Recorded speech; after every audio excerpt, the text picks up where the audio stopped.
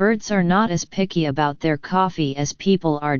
Although coffee snobs prefer Arabica beans to Robusta, a new study in India found that growing coffee does not interfere with biodiversity no matter which bean the farmer chooses. In the Western Ghats region of India, a mountainous area parallel to the subcontinent's western coast, both Arabica and Robusta beans are grown as bushes under larger trees, unlike in South America, where the coffee plants themselves grow as large as trees.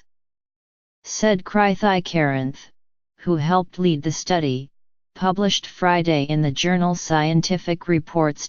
India is the seventh largest producer of coffee in the world, according to the International Coffee Organization, an intergovernmental organization.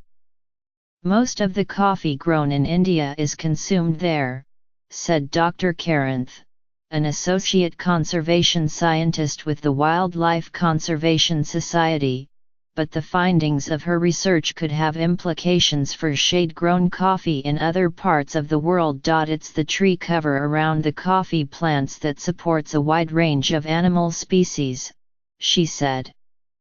Coffee farms are actually incredible habitats for all the small critters, she said, including birds, butterflies, and amphibians. Arabica and Robusta farms proved equally good for these creatures.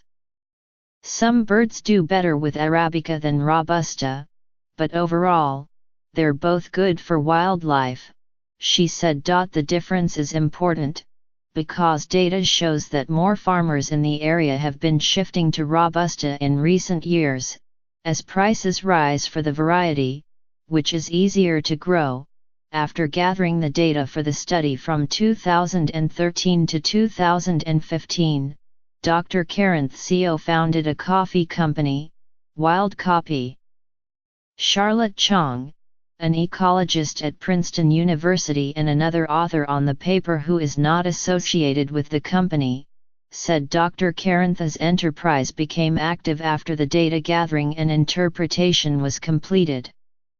The researchers counted 204 species of birds on the coffee plantations, including at-risk species, such as the Alexandrian parakeet, the gray-headed bulbul and the Nilgiri wood pigeon. Anand Mandhyam, a postdoctoral research scientist at Columbia University's Earth Institute, who was not involved in the work, said it provided new insights into how changes to the coffee crop affect bird diversity. Even this seemingly subtle land transition can decrease the diversity of bird species that are important for conservation, Dr. Ajari said in an email, but the Arabica Robusta transition might have relatively small impacts on bird communities in comparison to other land transitions in the Western Ghats.